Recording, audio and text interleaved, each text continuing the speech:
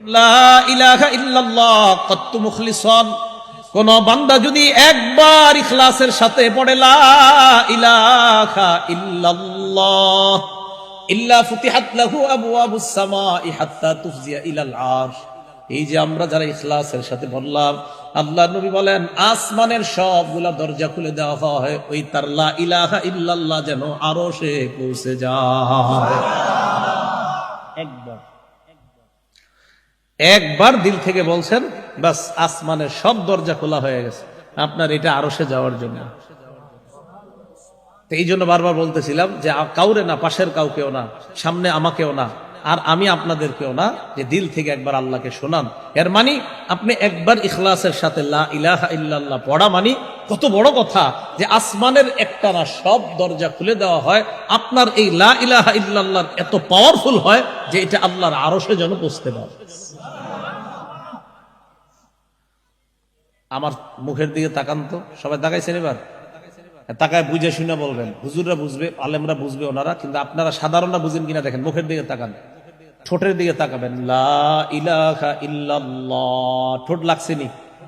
আবার দেখেন, লা ইলাহা ইল্লাল্লাহ, ঠোঁট লাগছে? এবার মনে করেন ওনারা 10 জন গল্প করতেছে, আমি ওনাদের সাথে আছি, হা করে আছি। কি করে আছি? আমি এই 3 বার লা ইলাহা ইল্লাল্লাহ পড়ছি, কেউ বুঝছেন? হ্যাঁ, লা ইলাহা ইল্লাল্লাহ এমন এক জিকির, এটা যদি মানুষের সামনে করতেও থাকেন আস্তে আস্তে, কেউ বুঝবে না, শুধু আল্লাহ বুঝবে। ঠোঁট লাগে? লাগে না। তাহলে 10 জন চায়ের স্টলের সামনে বসে গল্প করে, আপনি এইভাবে হা করে থাকবেন, একটা চা এক মুখ নিবেন, আবার এভাবে থাকবেন, সবাই মনে করো মনে হা করে আছে, আসলে আপনি লা ইলাহা ইল্লাল্লাহ চলতেছে। সুবহানাল্লাহ। তিরমিজি শরীফের 3592 নম্বর হাদিসের বর্ণনা। আগে আমার সাথে 3টা বাক্য বলবেন, এরপরে হাদিসটা বলি। পড়েন, আল্লাহু আকবার কাবীরা, আলহামদুলিল্লাহি হামদান কাসীরা, সুবহানাল্লাহি বুকরাতাও ওয়া আসীলা।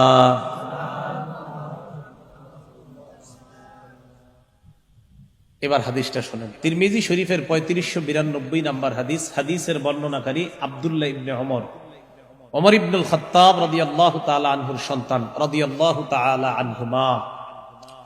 তো আব্দুল্লাহ ইবনে ওমর রাদিয়াল্লাহু তাআলা আনহুমার বর্ণনা, তিনি বলেন, বাইনামা নাহনু নুসাল্লি মা রাসূলিল্লাহি সাল্লাল্লাহু আলাইহি ওয়াসাল্লাম, আল্লাহর নবীর সাথে আমরা নামাজ আদায় করতেছিলাম। فقال رجل من القوم الله أكبر كبيرا والحمد لله حمدا كثيرا وسبحان الله بكرة وأصيلا। الله أكبر كبيرا, আল্লাহ বড়, একমাত্র আল্লাহই বড়। والحمد لله حمدا كثيرا, সমস্ত প্রশংসা আল্লাহর, প্রশংসা একমাত্র আল্লাহর।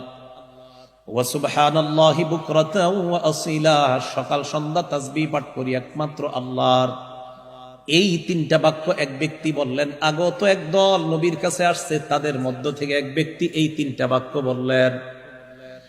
ফাকালা রাসূলুল্লাহ সাল্লাল্লাহু আলাইহি ওয়াসাল্লাম, আল্লাহ নবী বললেন, মানিল কাইলু কাযা ওয়া কাযা, কে এই বাক্যগুলা বলছে? মুসলিম শরীফের বর্ণনা 601 নম্বর হাদিসে আসছে, মানিল কাইলু কালিমাতান কাযা ওয়া কাযা। তিরমিজিতে মানিল কাইলু কাযা ওয়া কাযা, মুসলিম শরীফে মানিল কাইলু কালিমাতান কাযা ওয়া কাযা। এই 3টা বাক্য কে বলছে? ফাকালা রাজুলুম মিনাল কওম আনা ইয়া রাসূলুল্লাহ, আগত মানুষদের মধ্যে একজন বলে, হুজুর আমি বাক্যগুলা বললাম। আল্লাহ নবী বলেন, আজিবতু লাকা, তোমার এই বাক্যগুলা শুনে আমি বড় আশ্চর্যান্বিত হয়ে গেলাম। জানুনি কেন আশ্চর্য হইলাম? তোমার এই 3 বাক্য আরশে পৌঁছার জন্য ফুতিহাত আবওয়াবুস সামা, আল্লাহর আসমানের সবগুলা দরজা খুলে দেওয়া হয়েছে। মনে থাকবে তো 3টা? আবার আল্লাহু আকবার কাবীরা, আলহামদুলিল্লাহি হামদান কাসীরা, সুবহানাল্লাহি বুকরাতাও ওয়া আসীলা। মনে থাকবে তো ইনশাআল্লাহ? মা বোন যারা রান্না করতেছেন, রান্নার সময় মুখটা বন্ধ রেখেন না। সুবহানাল্লাহ, আলহামদুলিল্লাহ, লা ইলাহা ইল্লাল্লাহ, আল্লাহু আকবার চালাইতে থাকেন, মুখ চালাইতে থাকেন। আপনি মুখ বন্ধ রাখছেন কেন? মুখ চালান। আপনার ওই রান্না করা খাদ্য আপনার সন্তান খাবে, ইনশাল্লাহ আল্লাহর ওলি হবে। মুখটা বন্ধ রাখেন কেন? ঝাড়ু দিতেছেন, মুখ চালান। আপনি কাপড় ধুইতেছেন, বাস জবানে আপনি ইস্তেগফার পড়তে থাকেন, আস্তাগফিরুল্লাহ আস্তাগফিরুল্লাহ। কাপড় ধোয়ার সময় ইস্তেগফার কেন পড়তে বললাম? কাপড় ধোয়া কষ্টের কাজ কিনা? আরে কষ্টের কাজ কিনা? আল্লাহ বলেন ইস্তাগফিরু রাব্বাকুম, তোমরা ইস্তেগফার পাঠ করো।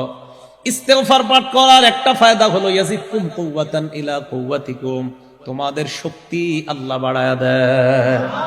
তাই বললাম কাপড় ধোয়ার সময় ইস্তেগফার পড়লে আল্লাহ শক্তি বাড়ায় দিবে। আপনারা এলাকার এক জায়গায় এসে নামছেন বাজার থেকে, পকেটে হাত দিয়ে দেখেন অটো ভাড়াটা নাই, হইতে পারে এরকম, টাকা হয়তো ছিনতাই হয়ে গেছে, এখনো 2 মাইল রাস্তা বাকি। চিন্তা করলেন কি করা যায়, মোবাইলটাও ছিনতাইকারী নিয়ে গেছে, কাউরে ফোন করবেন এমন উপায় নেই, মানে হাঁটা ছাড়া গতি নেই আপনার। বাস এক জায়গায় আসতে দাঁড়ান, দাঁড়ায়া আল্লাহর কাছে নিয়ত করেন, আল্লাহ কোরআনে পড়ছি ইস্তেগফার বললে নাকি শক্তি বাড়ায় দেন, আমি 50 বার 100 বার ইস্তেগফার পইরা নেই। আস্তে আস্তে 50 বার 100 বার ইস্তেগফার পইরা এবার রওনা করেন, ইনশাল্লাহ হাঁটায় আল্লাহ আপনার শক্তি বাড়ায় দিবেন। ভাই জিকির গুলা করবো তো ইনশাল্লাহ? তাহলে জিকির কেন করব? আল্লাহর হুকুম